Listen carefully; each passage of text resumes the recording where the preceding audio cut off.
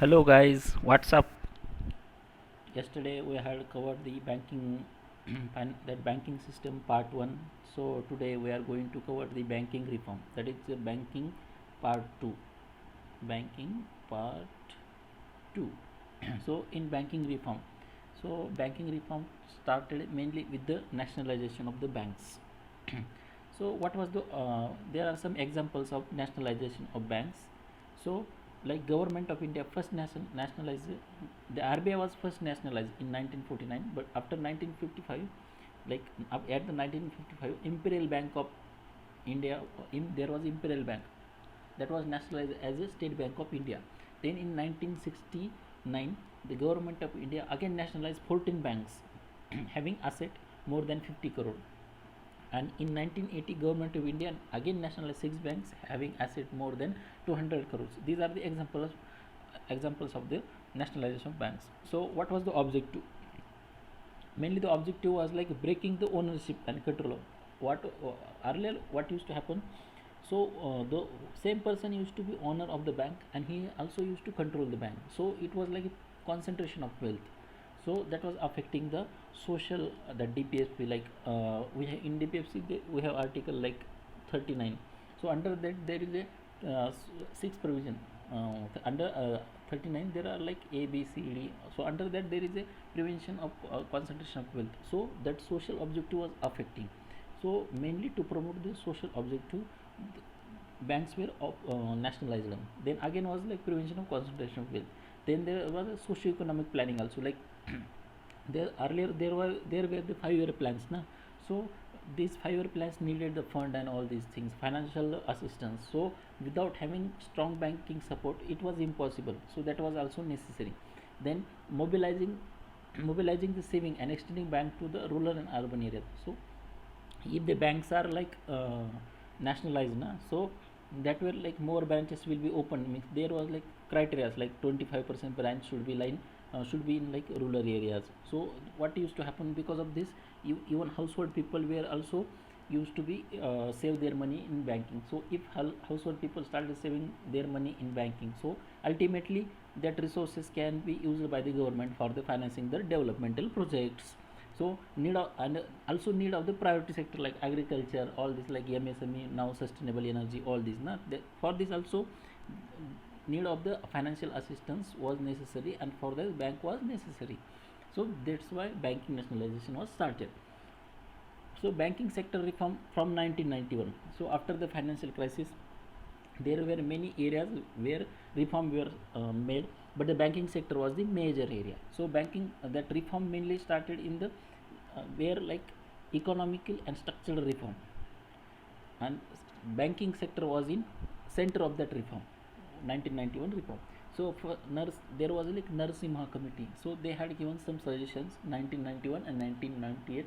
So they are combined here, like what they said that there should not be no more nationalization. So whatever the bank you have earlier nationalized na, stop them now, stop the nationalizing bank, as told by the Narasimha committee. Second one, they said that creating the level playing field between the public sector and private sector and the foreign sector banks. Means they said earlier you were promoting the national banks and not allowing private banks or the foreign banks, so it is affecting like financial sector. So what should be, they said that all three, that national, financial and private, now they should be at the same level, that should be level playing field. Then third one, like select the few banks like SBI and they should be like global operation. Means like our the banks now, SBI, all these banks, they were like small. What he said, that made one bank such a big that they should have like global operations. Means they also able to perform the operation outside India also, and they have that much financial resources. Then CRR floor and top removed. So now CRR is like 3%. Earlier it used to be high. So what happened now? If CRR is high, so normal banks they have to keep more money with the CRR. Like if it is now 3%, if earlier it was like 4 5%, so more banking money used to go with the RBI.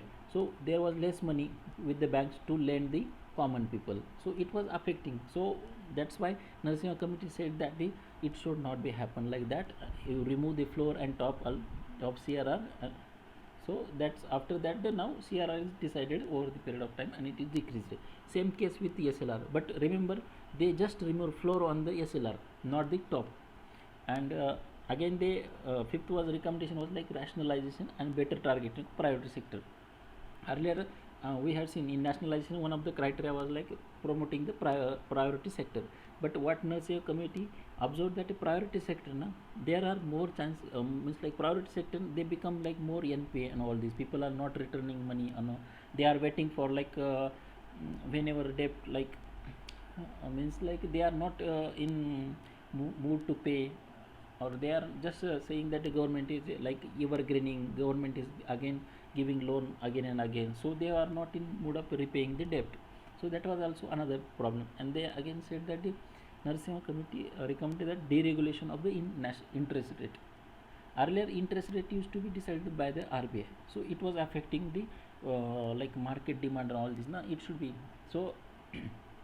So, that Narasimha committee said that this interest rate na, they should be determined by the market rate, so there will be more professionalism, and whenever there is more professionalism na, so it will be like more productive, and it will help in more making financial sector strong. Then then setting up the asset reconstruction company, so it was mainly for the dealing with the NPAs. I'm going to tell later on that what is meant by reconstruction, what is meant by securitization later on. We are going to cover that topic soon also. Then bank loans. So we will now see what are the bank loans and or types. So see there are like standard asset, means like we are borrowed na, he repay the principal as well interest rate on time, means whatever he had told he is repaying all the on the time. And there are second time like substandard assets, means like the borrower na, he is neither in mood of paying interest nor the principal, means he is not, he is saying that I don't have money, I am not going to pay anything like that. So there are various types of this, like the special mention account, these are the like up to 3, and after 90 days na it becomes the NPA, we know that. So before that there are 3 categories like special mention account 0, special mention account 1, and special mention account 2. So special mention account 0 means like it is up to 13 days, means like up to 13 days if he is not paying, and then special mention account 1 in like up to 30 to 60 days, then special mention account 2 it is up to 60 to 90 days. So this differentiation is for various criteria. Now RBI said that like now they had released in pandemic document, they said that before that na, there should not be like provisioning, but after yes like special mention account 2 start na, there should be like 10% of provisioning. So, means that bank should have to keep some money aside. If bank is paying you 100 rupees na, they have to pay 10 rupees aside beside, like that can be help in case you are defaulting the bank money. Then this was like all substandard, means like below substandard assets, means they are less than the 12 months. But then there is doubtful assets also, means those who are not paying more than like एक साल तो कोई पैसा नहीं देता तो doubt तो आना ही ना, एक साल दिया नहीं तो फिर डाउटफुल एसेट हो जाएगा फिर वो तो it is up to from 1 to 3 years, and after 3 years it becomes the lost asset, means like banks now don't have any hope. But it is not like lost asset, banks still pursuing their case and all this, but they mark as a lost asset. Then provisioning, now I just told you what is meant for provisioning. Again I tell you, provisioning means like if bank is giving you 100 rupees loan, see this is 100 rupees loan, they have to pay like if provisioning is like 10% in, not that much, it is different, but I'm just for example, if bank have to means RBI have give like recommendation to pay keep the 10% as a provisioning. So if bank is paying you 100 rupees, they have to keep 10% aside, means it will be act as a buffer in case you are not going to pay 100 rupees that back. So provisioning, there are various like criteria and percentage of provisioning according to debt, that status of the debt.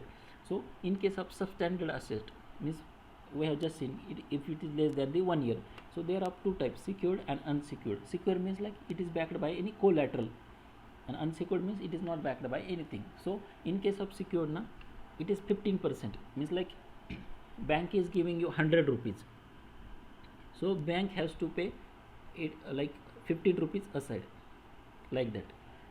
Then unsecured means they have to 25%.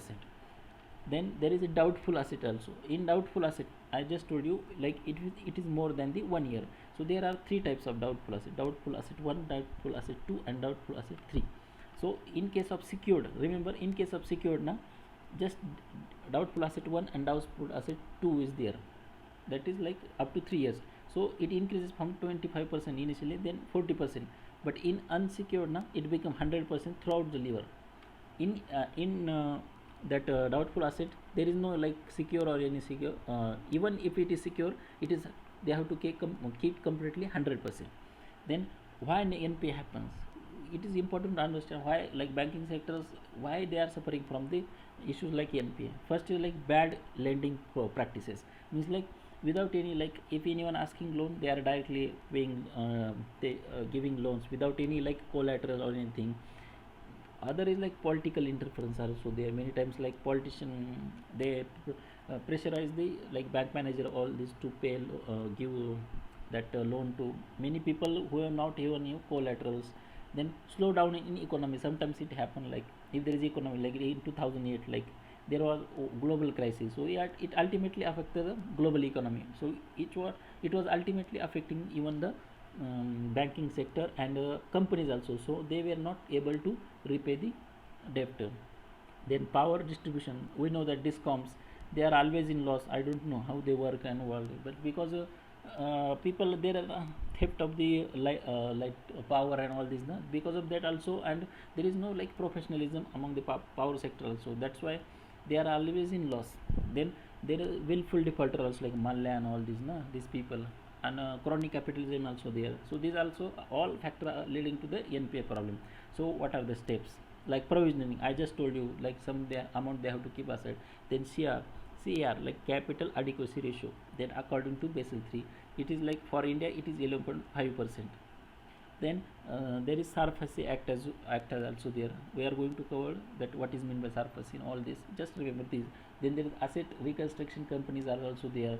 Then writing of that asset also there. Then insolvency bankruptcy code also there. Banking Regulation Act 2017 also there. All these steps were taken to deal with the NPA, and because of that now NPA were decreased to 7.5%. Always what it was like 11.5% something, it was decreased. And again RBI is saying that after that 2 successive lockdown, it may have increased up to 12% something again, that, but now I don't know, remember the exact data now, but it is something around that. As as are now as the insolvency and bankruptcy code came now, so earlier whatever the restructuring steps were now, like corporate debt restructuring, then sustainable structuring of the stress asset, or the strategic debt restructuring abolished. So you might have heard, like you have just heard that so many words are there, like restructuring, then here I also structuring, here also restructuring. So I will tell you what is restructuring or structuring. It's like if I have pay you like 100 rupees as a loan. So if you are not able to pay, it is within time. If I told you people to pay my their 100 rupees within 10 days, but you are not able to pay 100 rupees in 10 days.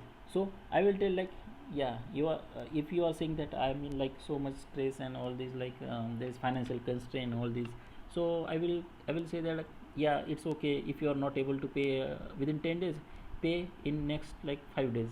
Means like I'm giving you more 5 days. Like this is like restructuring. Means like your either restructuring will be like period or the interest rate. On the basis of that, but their only purpose is to like you should pay at least something money back. That is the restructuring. Then this is important concept. Remember, in preliminary UPSC can ask like write off. There are various concepts like write off, write down, and the haircut. You might have read in newspaper many times like what is meant by haircut and all this, na. So let's understand first what is write down. Write down means like just reducing the value of the asset to offset a loss. Means like whatever, if a bank have paid 100 rupees now, so they can't like bank have, means like it is doubtful or lost asset. So bank is sure that they are not going to get that whole 100 rupees, but they can't even put that 100 rupees in balance sheet now. So what they say, they will reduce the value to 80 or 70 rupees, and they will say that whatever the person now to pay something, some amount should be like back. So that write down means like they keep their asset value na decreases, reduce the value of asset to offset that loss. Then write off means what, like entire balance sheet na they eliminated or removed from the bank that books, means like they said, and that is given by the bank, that money na it is like they give that money from their own own sources, and they write off means like there is no like debt like that, and they continue with the healthy balance sheet. Then there is haircut also. Haircut means like defaulter have to, means like I will tell you like means like if they have paid 100 rupees na, they will say like give me at least 10 rupees, 15 rupees, at least something should, money should be like at least 19 70 lakhs, almost give some a percentage of some amount. And all suits, I mean like if you have filed a case on any you or anything people who defaulted, so I will take all cases back, all this like means it is like just like compromise. Then but here it is important to understand what is mean difference between haircut and write off. Write off means like though they remove the asset, means like even that balance sheet by replacing with the own resources, bank or own capital, but however the recovery process means like court cases and all still are going, this is write off. But in case of haircut na, they all suits and cases are closed. That is difference between write off and haircut. It is important, remember difference between write off and haircut. Now let's see the SARFAESI Act. So SARFAESI Act, what is meant by SARFAESI? It is securitization, reconstruction of financial asset, and enforcement of the Security Interest Act 2002. So what is meant by securitization, reconstruction, I am going to tell you soon. Before that we will see that why this was necessary. Because banks na, earlier bank, if I have given like loan of 10 rupees or 100 rupees to anyone something, and they have paid, they have kept me like their watch with me. If they are defaulted, I will sell that watch to in market, and I will regain my 100 rupees something. But earlier what used to happen, if I have to sell that watch na, I have to like without court permission, I have to first go court, and then I will file case in court, and then court will say that whether to sell or not, all this na, it was so much time taking. So bank were not able to take any action though they have collateral with them. So it was like, that's why the SARFAESI Act they brought. With this what happened, they now able to sell without even permission of the court, means like they will import. Also the creation of, and with this act also they also related creation of the asset reconstruction company. So what was the function of asset reconstruction company? It was mainly to NPA na, whatever the NPA na, they have to make it is like a healthy balance sheet, not like non-performing. They have to make some performing asset. Then asset reconstruction company, it was set up under the SARFAESI Act, that was under the Narasimha Committee recommendation in the banking sector reform. Objective was like monetizing the NPA. I told you like non-pay, main purpose was like non-performing asset, they have to make it as a performing asset. Then cleaning up the balance sheet of the banks and freeing the financial system to focus on their activities. Like whenever there was NPA na, that asset used to be stuck with them, and so bank did not have enough money to give lenders and all this. Even investors were not getting money, so it was creating problem. For that's why they to main focus was to releasing that, freeing the financial capital. So banking like more investment all be done, and bank will not stuck with their like NPA, how to solve NPA problem all. Bank job is not like how to solve NPA and all this. Bank job is what, saving, create increasing saving, then insurance, all this cover. That is the core activities of the bank. Then government has allowed 100% FDI in ARC. Remember this, there is 100% FDI allowed in the ARC. Then asset quality review. So special inspection means earlier there were no such a system where like RBI used to inspect the banks, means like how is their quality of asset and all this. But after that 2015-16 na, the asset quality review brought. So what was the main purpose? Like preventing the evergreening of account, means like if any person, if he have paid he had loan of 100 rupees, and he is not in mood of even returning also, but yet bank is again giving 100 rupees, again giving 100 rupees, again giving 100 rupees, like that. So it is just like evergreening without any, without he don't have even intention to pay back also, yet bank giving him again and again. That is the evergreening. Then bank has to classify the ARC account, Means like what was the purpose of asset quality review? They have to classify them as a or identify them as a NPA and make the provisioning. I had already told you what is meant by provisioning.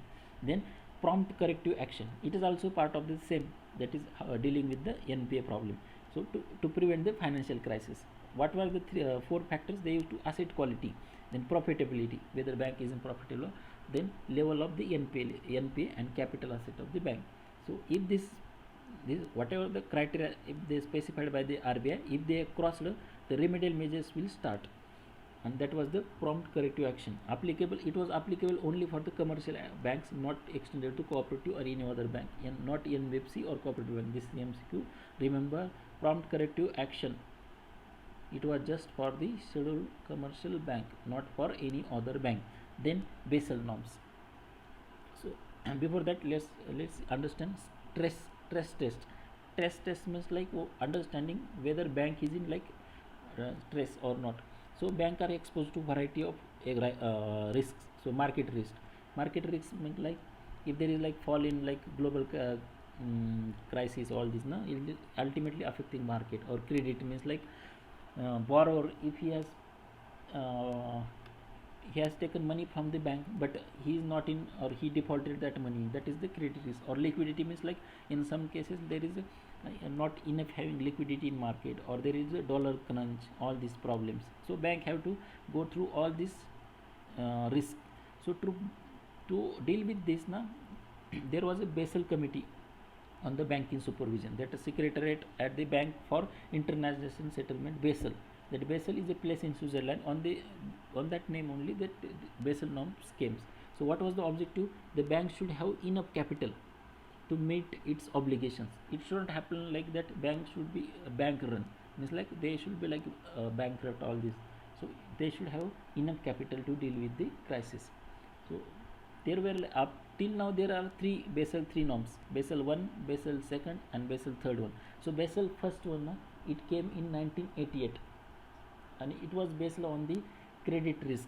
If based on the credit risk, if default risk, that is credit means like borrower not paying the bank, paying or defaulted on the whatever the loan he has taken. It was just one criteria. In 2004 they brought the Basel second, and there was like 9% of provisioning. It was mainly focusing on the risk and remedies. And then now this is Basel 3 is going on. It came in 2010-11.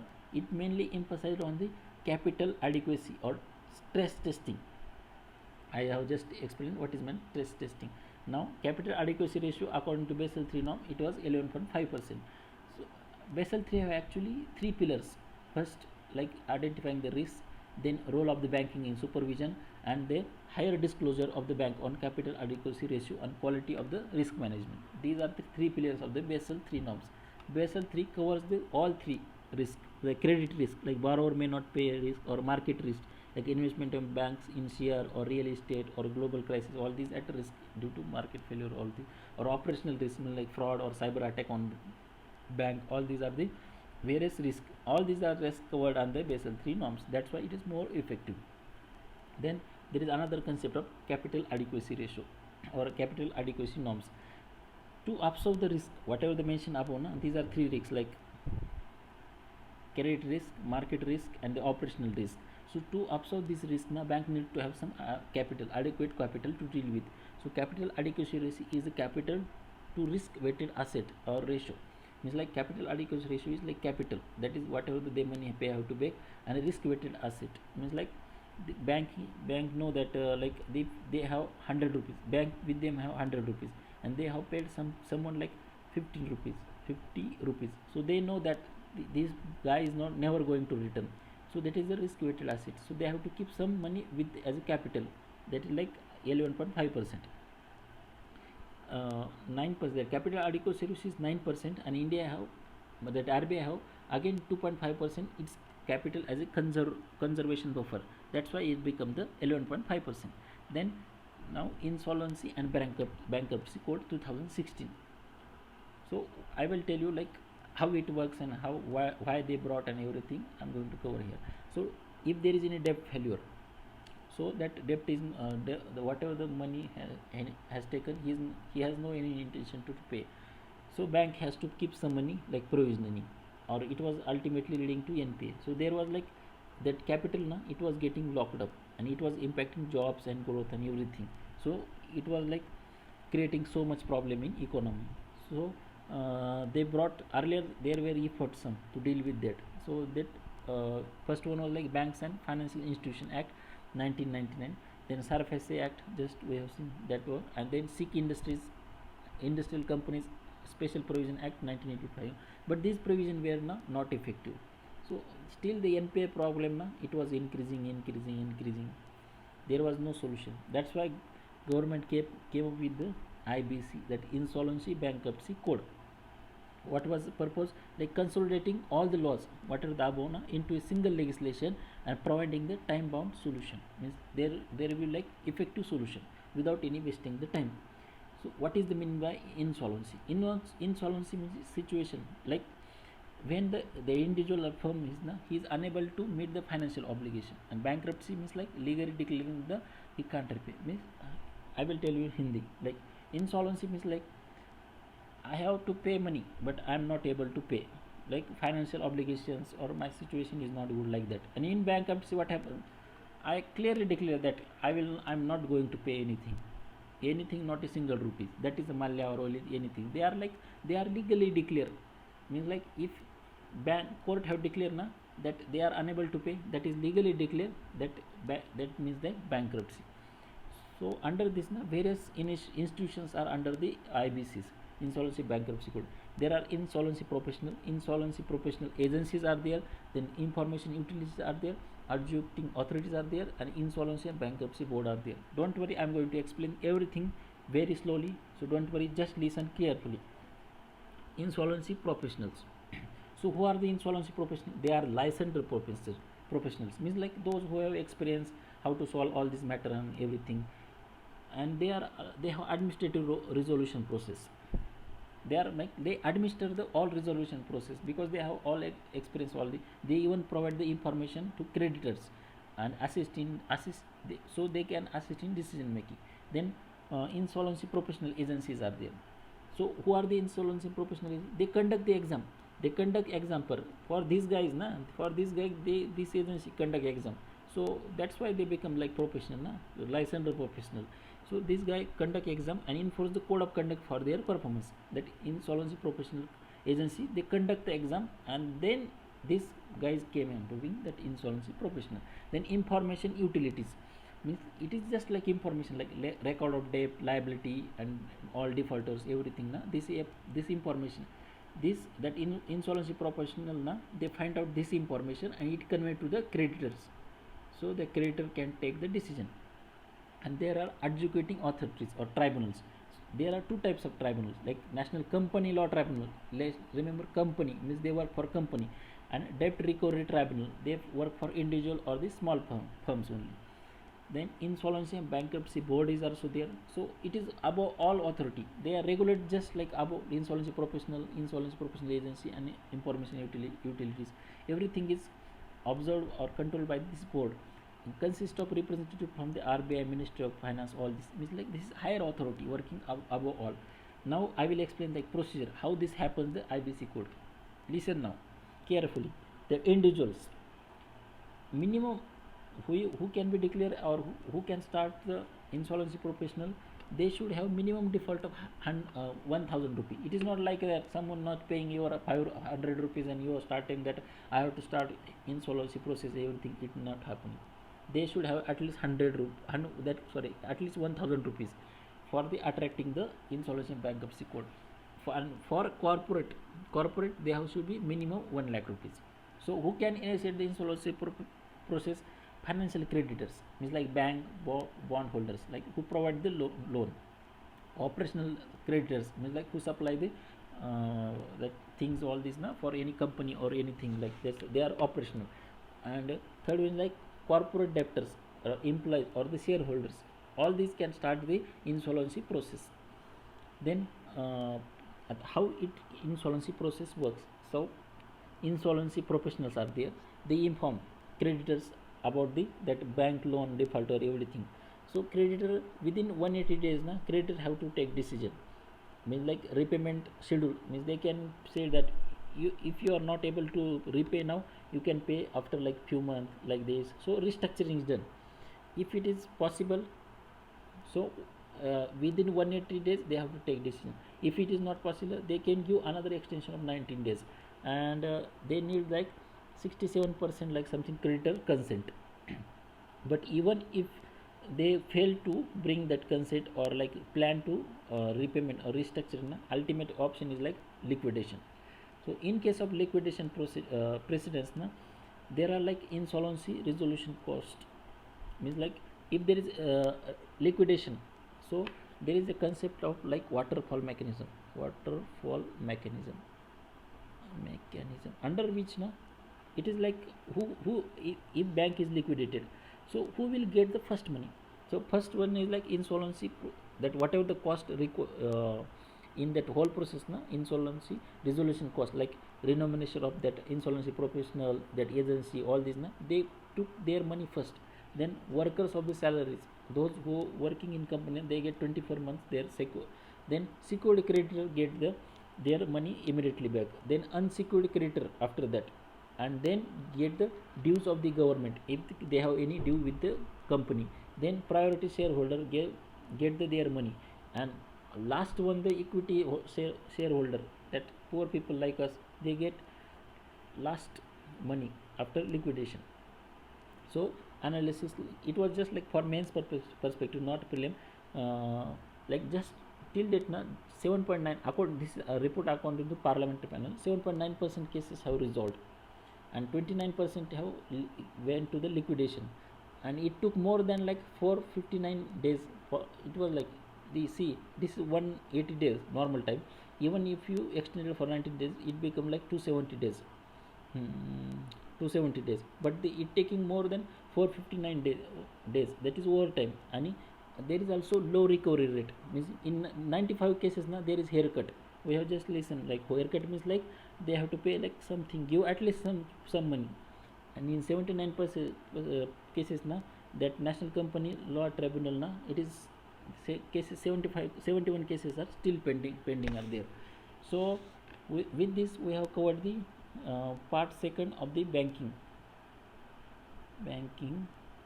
So tomorrow we will cover the balance of payment.